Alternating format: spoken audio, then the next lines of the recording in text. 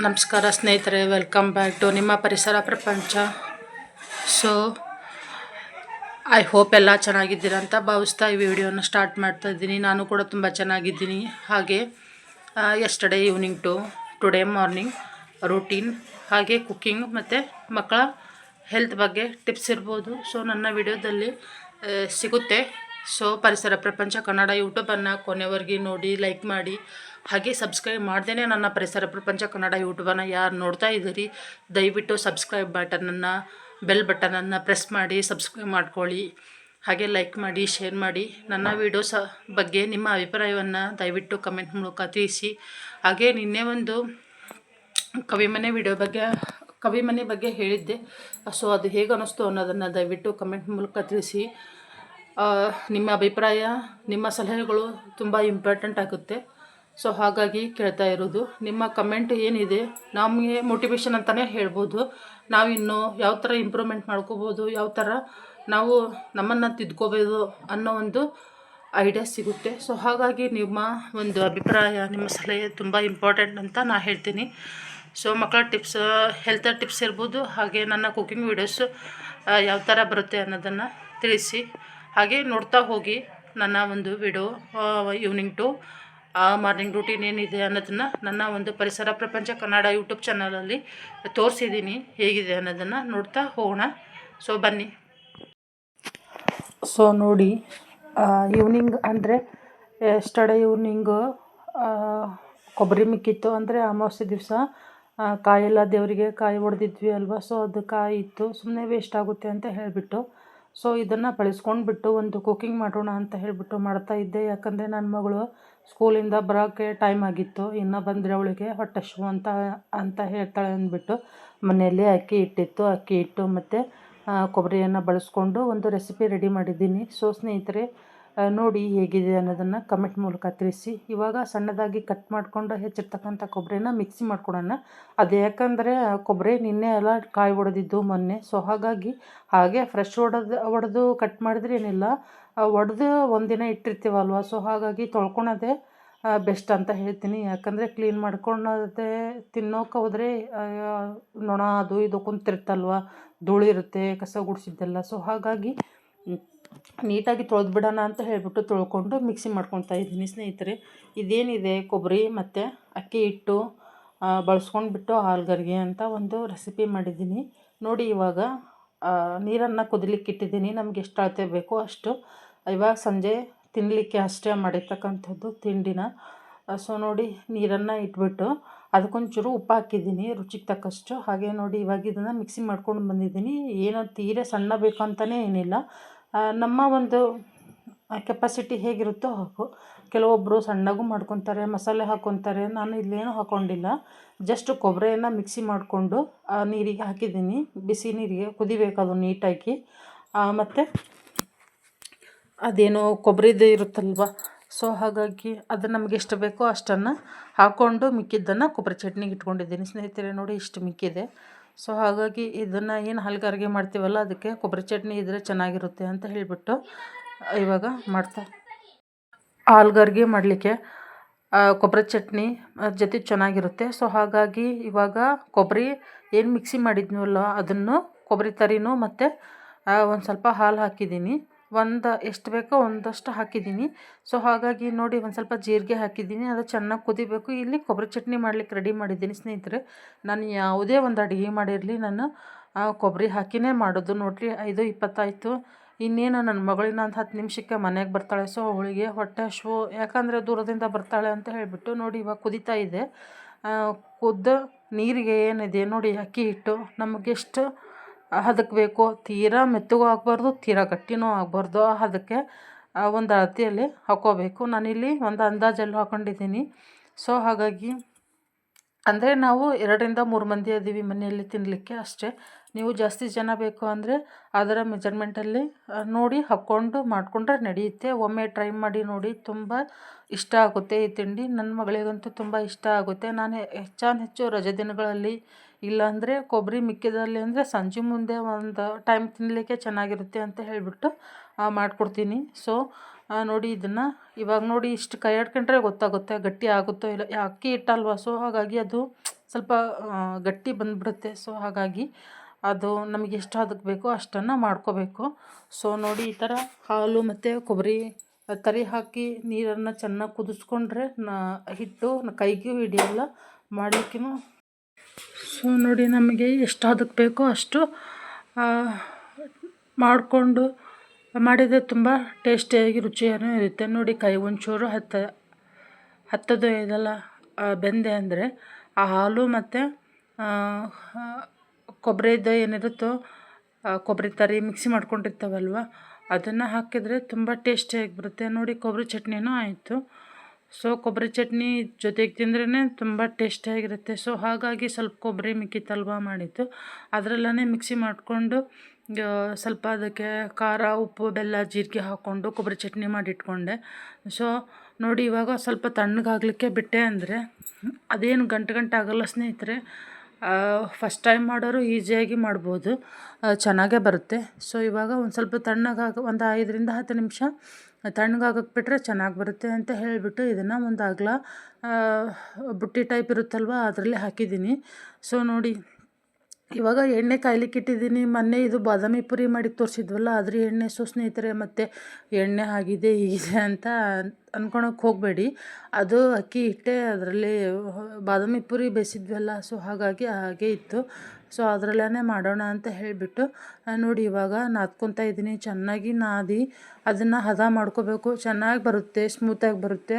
ಆಮೇಲೆ ಸ್ವಲ್ಪ ಜಾಸ್ತಿ ರೋಸ್ಟಾಗಿ ಬೇಯಿಸ್ಕೊಂಡ್ರೆ ಚೆನ್ನಾಗಿ ಬರುತ್ತೆ ಅಂತ ಹೇಳಿಬಿಟ್ಟು ಮಾಡ್ತಾಯಿದ್ದೀನಿ ಸ್ನೇಹಿತರೆ. ಒಡೆಯಲ್ಲ, ಆಮೇಲೆ ಅದು ಮುರಿಯುತ್ತೆ ಹರಿಯುತ್ತೆ ಅನ್ನೋ ಅದೇನಿಲ್ಲ. ಮೊದಲೇ ಸಲ ಮಾಡೋರು. ನಾನು ಇವಾಗ ಒಂದು 4ರಿಂದ 5 ಸರಿ ಮಾಡಿದ್ದೀನಿ ಅಷ್ಟೇ. ಹೆಚ್ಚು ಈ ಕಡೆ ಮಲೆನಾಡು ಜನ ಇದ್ದಾರಲ್ವ, ಉತ್ತರ ಕರ್ನಾಟಕ ಭಾಗದಲ್ಲಿ ಮಲೆನಾಡು ಕಡೆ ಇದನ್ನು ಮಾಡ್ತಾರಂತೆ. ನಮ್ಮ ಭಾಗದಲ್ಲಿನೂ ಈ ಹಾವೇರಿ ಬ್ಯಾಡಗಿ ತಾಲೂಕಲ್ಲಿ ಅಷ್ಟು ನಾನು ಕೇಳ್ಪಟ್ಟಿಲ್ಲ ಇದನ್ನು ಮಾಡೋದನ್ನು. ಸೊ ನಾನು ಹೀಗೆ ರಿಲೇಷನ್ ಮನೆಗೆ ಹೋದಾಗ ನೋಡ್ಕೊಂಡಿದ್ದು. ಇವಾಗ ಎಣ್ಣೆ ಕಾದಿದೆ ನೋಡಿ. ಸೊ ಹಾಕೋಣ. ಒಂದು ಸ್ವಲ್ಪ ಡೀಪ್ ಫ್ರೈ ಮಾಡಿಕೊಂಡ್ರೆ ತುಂಬ ಟೇಸ್ಟಿಯಾಗಿ ಬರುತ್ತೆ. ಅಷ್ಟು ಗಟ್ಟಿನೂ ಬರಲ್ಲ, ಅಷ್ಟು ಸ್ಮೂತು ಬರಲ್ಲ, ಒಂದು ಮೀಡಿಯಮಲ್ಲಿ ಬರುತ್ತೆ.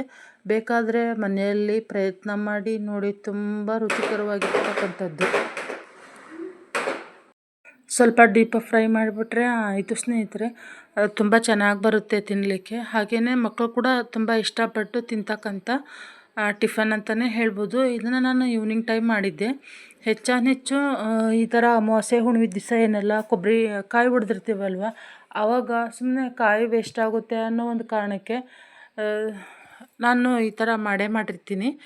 ಇವಾಗ ಒಂದು 3-4 ಸರಿ ವಿಡಿಯೋದಲ್ಲಿ ಹಾಕಿದ್ದೀನಿ, ಹಳೆ ವಿಡಿಯೋಸಲ್ಲೆಲ್ಲ. ಫುಲ್ ರೆಸಿಪಿ ಏನು ತೋರಿಸಿರಲಿಲ್ಲ. ಸೊ ಹಾಗಾಗಿ ಇವಾಗ ತೋರಿಸ್ತಾ ಇದ್ದೀನಿ. ತುಂಬ ಚೆನ್ನಾಗಿರುತ್ತೆ ಸ್ನೇಹಿತರೆ. ಏನಾದರೂ ಮಾಡೋದೇನು ಕಷ್ಟದ ಕೆಲಸ ಅಲ್ಲ. ಅಕ್ಕಿ ಹಿಟ್ಟಿದ್ರೆ ಸಾಕು. ಅಕ್ಕಿ ಹಿಟ್ಟು, ಉಪ್ಪು, ಜೀರಿಗೆ, ನೀರು ಮತ್ತು ಕೊಬ್ಬರಿ ಸ್ವಲ್ಪ ಮಿಕ್ಸಿ ಮಾಡಿಕೊಂಡು ಏನು ಟೀಗೆ ಬಳಸ್ತೀವಲ್ವ ಹಾಲು, ಅದನ್ನು ಹಾಕಿಬಿಟ್ರೆ ಮುಗೀತು. ತೀರಾ ಜಾಸ್ತಿ ಹಾಕಬಾರ್ದು, ತೀರಾ ಕಡಿಮೆನೂ ಹಾಕಬಾರ್ದು. ನಮ್ಗೆ ಎಷ್ಟು ಬೇಕೋ ಅಷ್ಟು ಹಾಕ್ಕೊಂಡ್ರೆ ಮುಗೀತು ಸ್ನೇಹಿತರೆ. ನೋಡಿ ಇವಾಗ ಎಷ್ಟು ಚೆನ್ನಾಗಿ ಬಂದಿದೆ ಅಂತ ತಿನ್ನಲಿಕ್ಕೆ ರೆಡಿಯಾಗಿರ್ತಕ್ಕಂಥದ್ದು. ನೋಡಿ ನನ್ನ ಮಗಳು ಹೊಟ್ಟೆ ಹಸಿವು ಅಂತ ಇದ್ಲು. ಸೊ ಅವಳು ಸ್ಕೂಲಿಂದ ಬರುವಾಗ ಹೊಟ್ಟೆ ಹಸಿವು ಅನ್ಕೊಂತಾನೆ ಬರ್ತಾಳೆ. ಸೊ ಒಳಗೆ ಸೊ ಹಾಗಾಗಿ ನಾನು ರೆಡಿ ಮಾಡಿಟ್ಬಿಡ್ತೀನಿ. ನೋಡಿ ಇದು ಇವತ್ತು ಮಾರ್ನಿಂಗ್ 5 ಗಂಟೆಗೆ ಎದ್ದಿದ್ದೆ. ಕಸ ಗುಡಿಸಿ ಬಾಗಿಲು ತೊಳೆದು ಬಾಗಿಲ ಪೂಜೆ ಮಾಡಿ ಒಳಗೆ ಬರೋಷ್ಟೊತ್ತಿಗೆ 6ಕ್ಕೆ 5 ನಿಮಿಷ ಕಡಿಮೆ ಇತ್ತು ಸ್ನೇಹಿತರೆ. ಎಲ್ಲ ನೀಟಾಗಿ ಮಾಡಿ ನೋಡು, ಅಷ್ಟು ದೊಡ್ಡ ಅಂಗಳ ಗುಡಿಸಿ ಎಲ್ಲ ಮಾಡಿ ಒಳಗೆ ಬಂದು ನಾನು ಎಲ್ಲ ರೆಡಿ ಮಾಡೋಷ್ಟೊತ್ತಿಗೆ 7:30 ಆಗೇ ಹೋಗುತ್ತೆ. ಸೊ ನನ್ನ ಮಗಳಿಗೆ ಇವತ್ತು ಪಲಾವ್ ಬೇಕಾಗಿತ್ತಂತೆ. ಸೊ ಅದಕ್ಕೇ ಅಷ್ಟು ಮುಗಿಸ್ಕೊಂಡು ಒಳಗೆ ಬಂದೆ ನಾನು. ದೇವ್ರು ಕ್ಲೀನ್ ಮಾಡಲಿಲ್ಲ, ಏನೂ ಮಾಡಲಿಲ್ಲ. ಫಸ್ಟು ತರಕಾರಿ ಹೆಚ್ಚೋಣ ಅಂತ ಹೇಳಿಬಿಟ್ಟು ತರಕಾರಿ ಎಲ್ಲ ತೊಳ್ಕೊಂಡು ನೀಟಾಗಿ. ಬೀನ್ಸು ಸಿಕ್ಕಾಬಿಟ್ಟೆ ಕೆಟ್ಟುಬಿಟ್ಟಿದ್ವು. ಯಾಕೆ ಬೂಸ್ಟ್ ಬಂದಿದ್ವು ಅನ್ನೋದೇ ಗೊತ್ತಾಗಲಿಲ್ಲ. ಅದನ್ನು ಒಂದು ಗಾಳಿಗೆ ಆರಿಟ್ಟಿದ್ರೆ ಚೆನ್ನಾಗಿರ್ತಿತ್ತೇನೋ ನೋಡಿ ಸ್ನೇಹಿತರೆ. ಇದಕ್ಕೇನಾದರೂ ಒಂದು ನಿಮ್ಮ ಅಭಿಪ್ರಾಯ ತಿಳಿಸಿ. ತುಂಬ ಬೇಜಾರಾಯಿತು, ಅಷ್ಟು ಬೀನ್ಸ್ ಕೆಟ್ಟವಲ್ಲ ಅಂತ ಹೇಳಿಬಿಟ್ಟು. ಅವಳ ಬಾಕ್ಸಿಗೆ ನೋಡಿ ಜೀರ್ಣಶಕ್ತಿ ಆಗಲಿಕ್ಕೆ ಅವಳು ಏನು ಗೊತ್ತಾ, ಸೌತೆಕಾಯಿ ತುಂಬ ಚೆನ್ನಾಗಿ ತಿಂತಾಳೆ ಸ್ನೇಹಿತರೆ. ಈ ಸೌತೆಕಾಯಿ ತಿನ್ನೋದ್ರಿಂದ ಮಕ್ಕಳಿಗೆ ಸ್ವಲ್ಪನೂ ಹೊಟ್ಟೆ ಉಬ್ಬರ ಅನಿಸೋದು ಆ ಥರ ಏನೂ ಅನಿಸೋದೇ ಇಲ್ಲ. ಅದು ಒಂಥರ ಜೀರ್ಣಕ್ರಿಯೆ ಸರಾಗವಾಗಿ ಅವರಲ್ಲಿ ಒಂಥರ ತಿಂದದ್ದೆಲ್ಲ ಕರಗಲಿಕ್ಕೆ ತುಂಬ ಸಹಾಯ ಮಾಡುತ್ತೆ. ಇದು ನನ್ನ ಸ್ವಂತ ಒಪಿನಿಯನು ಹೌದು. ನನ್ನ ಮಗಳಿಗೆ ತುಂಬ ಇದು ಎಕ್ಸ್ಪೀರಿಯೆನ್ಸ್ ಆಗಿದೆ. ಅವಳು ಹಾಗಾಗಿ ಮಮ್ಮಿ ಸೌತೆಕಾಯಿ ಕಟ್ಟು, ಸೌತೆಕಾಯಿ ಪ್ರತಿದಿನವೂ ಕೇಳ್ತಾನೆ ಇರ್ತಾಳೆ. ಫ್ರೆಶ್ ಇದ್ದಂದರೆ ಕ್ಯಾರೆಟು ಸಹ ಅವಳ ಒಂದು ಹೆಲ್ತಿಗೆ ಅದು ತುಂಬ ವಿಟಮಿನ್ ಇರುತ್ತಲ್ವ. ಸೊ ಹಾಗಾಗಿ ನಾನು ಅದನ್ನು ಕ್ಯಾರೆಟು ಮತ್ತು ಇದನ್ನು ಸೌತೆಕಾಯಿನೂ ಅರ್ಧ ಕೆ ಜಿ ತಂದಿರ್ತೀನಿ ಪ್ರತಿ ಸರಿನೂ ಬಾಕ್ಸಿಗೆ ಒಂದು ಫುಲ್ ಬಾಕ್ಸ್ ಕಟ್ಕೊಂಡು ಹೋಗಿರ್ತಾರೆ ಸ್ನೇಹಿತರೆ. ನೋಡಿ ಇವಾಗ 6:30 ಆಯಿತು ಟೈಮು. ಇಷ್ಟು ಹೆಚ್ಕೊಂಡು ಎಲ್ಲ ಮಾಡ್ಕೊಂಡು ಅಷ್ಟೊತ್ತಿಗೆ ಟೈಮ್ ಆಗೇ ಬಿಡುತ್ತೆ. ನೋಡಿ ಸಿಂಪಲ್ಲಾಗಿ ಒಂದು ಸ್ವಲ್ಪ ಪಲಾವ್ ಮಾಡಿಬಿಡೋಣ ಅಂತ ಹೇಳಿಬಿಟ್ಟು ನೋಡಿ ಇವಾಗ ಎಣ್ಣೆ ಕಾದಿದೆ, ಸ್ವಲ್ಪ ಚಕ್ಕೆ ಹಾಕಿ ಚೆಕ್ ಮಾಡಿದೆ. ನೋಡಿ ತರಕಾರಿ ಕಟ್ ಮಾಡಿ ಇಟ್ಟಿದ್ದೀನಿ. ಪಲಾವ್ ಎಲೆ, ಏಲಕ್ಕಿ, ಚಕ್ಕೆ, ಮೆಣಸಿನ್ಕಾಳು ಮತ್ತು ಲವಂಗ ತೊಗೊಂಡು ಬಿಸಿ ಇರೋ ಕುಕ್ಕರ್ಗೆ ಹಾಕ್ತಾಯಿದ್ದೀನಿ ಸ್ನೇಹಿತರೆ. ಎಣ್ಣೆ ಹಾಕಿ ಇಟ್ಟಿದ್ದೆ ಅದಕ್ಕೆ. ಕುಕ್ಕರ್ ಬೇಗ ಆರೋದಿಲ್ಲ, 5 ಲೀಟ್ರ್ ಕುಕ್ಕರ್ ದಪ್ಪ ಇರುತ್ತಲ್ವ. ಸೊ ಹಾಗಾಗಿ ನೋಡಿ ಇಷ್ಟು ಐಟಮ್ಸ್ ಎಲ್ಲ ಹಾಕಿಬಿಟ್ಟು ಖಾರದ ಪುಡಿ ಅದೆಲ್ಲ ಹಾಕಿ ನನ್ನ ಮಗಳಿಗೂ ಸಹ ನೀರು ಕಾಯ್ತಾ ಇದ್ವು. ನೋಡಿ ಇವಾಗ ಕಾಯ್ದಿದ್ದವು. ಅವಳಿಗೂ ಬಿಸಿಯಾಗಿರ್ತಕ್ಕಂಥ ನೀರು ಹಾಕಿದರೆ ಬೆಳಗ್ಗೆ ಅಲ್ವಾ ಸ್ನಾನ ಮಾಡಿ ದೂರ ಹೋಗ್ತಾಳೆ ಆ ಗಾಳಿಗೆ ಅಂತ ಹೇಳಿಬಿಟ್ಟು ಸರಿ ಅಂತ ಹೇಳಿ ಪೂಜೆಗೂ ಸಹ ರೆಡಿ ಮಾಡಬೇಕಾಗಿತ್ತು. ಅವಳು ಪೂಜೆ ಮಾಡಿ ಹೋಗ್ತೀನಿ ಮಮ್ಮಿ ಅಂತ ಹೇಳಿದ್ಲು. ಸೊ ಹಾಗಾಗಿ ಸರಿ ಅಂತ ಹೇಳಿ ಒಗ್ಗರಣೆ ಹಾಕಿದ್ದೆ ಸ್ನೇಹಿತರೆ. ಪಲಾವ್ಗೆಲ್ಲ ಒಗ್ಗರಣೆ ಹಾಕಿ ಪೂಜೆ ಎಲ್ಲ ಮಾಡಿಕೊಟ್ಟೆ ಅವಳಿಗೆ ರೆಡಿ ಮಾಡಿಟ್ಟು ಕಲ್ಲು ಒರೆಸ್ಬೇಕಿತ್ತು. ಸೊ ಹಾಗಾಗಿ ಸರಿ ಅಂತ ಹೇಳಿ ಮಾಡ್ತಾಯಿದ್ದೆ.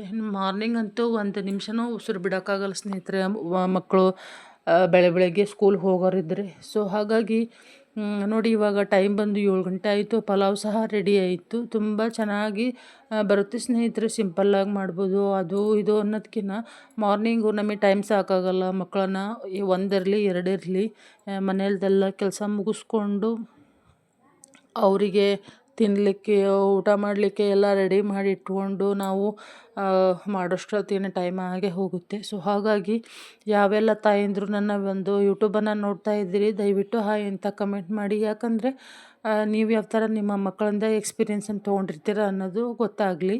ನನ್ನ ಎಕ್ಸ್ಪೀರಿಯೆನ್ಸನ್ನು ನಾನು ನನ್ನ ಯೂಟ್ಯೂಬ್ ಮೂಲಕ ನಿಮಗೆ ಹೇಳ್ತಾ ಇದ್ದೀನಿ. ಹಾಗೆ ಒಂದು ಗ್ಲಾಸ್ ಟೀಗೆ ಇಟ್ಕೊಂಡು ಸಾರೆಲ್ಲ ಬಿಸಿ ಮಾಡೋಕೆ ಇಟ್ಕೊಂಡೆ ಸ್ನೇಹಿತರೆ. ಮೂಲಂಗಿ ಹಾಕಿ ಸಾಂಬಾರು ಮಾಡಿದ್ದೆ. ಹಾಗೆಯೇ ನೋಡಿ ಇವಾಗ ಅವಳು ಬಾಕ್ಸಿಗೂ ಸಹ ರೆಡಿ ಮಾಡಿಟ್ಟೆ. ಎಷ್ಟು ಬೇಗ ಮಾಡ್ತೀನಿ ಅಂದ್ರೂ ಟೈಮ್ ಆಗೇ ಬಿಡುತ್ತೆ. ನೋಡಿ ಇವಾಗ ಆಚೆ ಬಂದಳು. 8ಕ್ಕೆ 10 ನಿಮಿಷ ಕಡಿಮೆ ಇತ್ತು ಸ್ನೇಹಿತರೆ. ನೋಡಿ ಅವಳು ಸಿಟ್ಟು ಬುರ್ಕಮ್ಮ, ಏನಂದರೆ ಅದನ್ನ ಯಾಕೆ ವೀಡಿಯೋ ಮಾಡ್ತೀಯಾ ಹಾಗೆ ಹೀಗೆ ಅಂತಾಳೆ. ಯಾಕಂದರೆ ತೋರಿಸ್ಲೇಬೇಕು, ನಮ್ಮದು ಓಪನ್ ಅಪ್ ಇರಬೇಕು ಯಾವಾಗ್ಲೂ. ಸೊ ನಾವು ಒಂದು ಯೂಟ್ಯೂಬ್ ಚಾನಲ್ ಏನಿರುತ್ತೆ ಅದೇ ಮೇನ್ ಒಂದು ಮೋಟಿವೇಶನ್ ಅಂತಲೇ ಹೇಳ್ಬೋದು. ಮನೆ ಜನ ಹೇಗೆ ಅವರು ರಿಯಾಕ್ಟ್ ಮಾಡ್ತಾರೆ ಅನ್ನೋದು.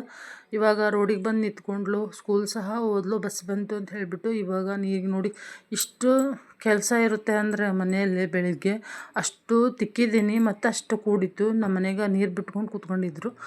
ಬಟ್ಟೆ ಇತ್ತು, ನಿನ್ನೆ ಒಂದು ಸಾವಾಗಿತ್ತು ರಿಲೇಷನ್ ಒಳಗೆ. ಸೊ ಅದಕ್ಕೆ ಹೋಗಿ ಬಂದು ಬಟ್ಟೆ ಎಲ್ಲ ಬಿಟ್ಟಿದ್ರು, ತೊಳೆದು ಹಾಕೋಣ ಅಂತ ಹೇಳಿಬಿಟ್ಟು ರೆಡಿ ಮಾಡ್ತಾಯಿದ್ದೆ. ಸೊ ನೋಡಿ ನಮ್ಮ ಗಾರ್ಡನಲ್ಲೇ ಸಿಗ್ತಕ್ಕಂಥದ್ದು ಕರಿಬೇವಿನ ಸೊಪ್ಪು ಡೈಲಿ ಫ್ರೆಶ್ಶೇ ಇರುತ್ತೆ. 2 ದಿನಕ್ಕೊಮ್ಮೆ 3 ದಿನಕ್ಕೊಮ್ಮೆ ತಂದು ಕೊಡ್ತಾರೆ. ನೋಡಿ ಎಷ್ಟು ಚೆನ್ನಾಗಿ ಮಾಡಿದ್ದಾರೆ. ನಮ್ಮ ಮನೆಯವರು ತುಂಬ ಚೆನ್ನಾಗಿ ಹೂವು ಇಡ್ತಾರೆ. ನಮ್ಮ ಮನೆಯವರು ಹೂವು ಪೂಜೆ ತುಂಬ ಚೆನ್ನಾಗಿ ಪೇಷನ್ಸಿಂದ ಮಾಡ್ತಾರೆ. ಅವಳು ಪೂಜೆ ಮಾಡೋಗಿದ್ಲು, ಇವರು ಹೂವಿಟ್ಟು ಇಷ್ಟು ಚೆನ್ನಾಗಿ ಡೆಕೋರೇಷನ್ ಮಾಡಿದರು. ನನಗೆ ತುಂಬ ಇಷ್ಟ ನಮ್ಮ ಮನೆಯವ್ರು ಈ ಥರ ಮಾಡೋದಕ್ಕೆ. ಅದರಲ್ಲೂ ನಮ್ಮ ಮೈಲಾರ ದೇವರು ಅಂದರು. ನಮಗಂತೂ ಒಂದೇನೋ ನಮ್ಮ ಮನೆ ಆರಾಧ್ಯ ದೈವ ಅಲ್ವಾ, ಅವನು ಒಂದು ಶಕ್ತಿನೇ ನಮಗೆ ಮೈಲಾರಲಿಂಗೇಶ್ವರ. ಅವ ಒಂದು ಆಶೀರ್ವಾದ ಕೊಟ್ಟಿದ್ದಕ್ಕೆ ನಾವು ಇವತ್ತು ಇಷ್ಟು ಜೀವನದಲ್ಲಿ ಮುಂದುವರಿಯೋಕ್ಕೆ ಸಾಧ್ಯ ಅಂತಲೇ ಹೇಳ್ಬೋದು. ನೋಡಿ ನಮ್ಮ ಉತ್ತರ ಕರ್ನಾಟಕ ಭಾಗದಲ್ಲಿ ಇವಾಗ ಮಳೆ ಇಲ್ಲ. ಅದಕ್ಕಾಗಿ ನಮ್ಮ ಆಂಟಿಯವರು ಸ್ವಲ್ಪ ಜೀರಿಗೆ ಅದೆಲ್ಲ ಹಾಕಿಬಿಟ್ಟು ಮೆಣಸಿನ್ಕಾಯಿ ಮಾಡೋಣ ಅಂತ ಅದೇ ಹೇಳ್ತಾರಲ್ಲ, ಮಜ್ಜಿಗೆ ಮೆಣಸಿನ್ಕಾಯಿ ಅಂತ ಹೇಳಿಬಿಟ್ಟು ಮಾಡ್ತಾಯಿದ್ದಾರೆ. ಸೊ ನೋಡಿ ಈ ವಿಡಿಯೋ ನಿಮಗೆ ಇಷ್ಟ ಆಗಿತ್ತು ಅಂತ ಭಾವಿಸ್ತೀನಿ. ಮತ್ತೊಂದು ವಿಡಿಯೋದೊಂದಿಗೆ ಸಿಗ್ತೀನಿ ಸ್ನೇಹಿತರೆ. ಧನ್ಯವಾದಗಳು.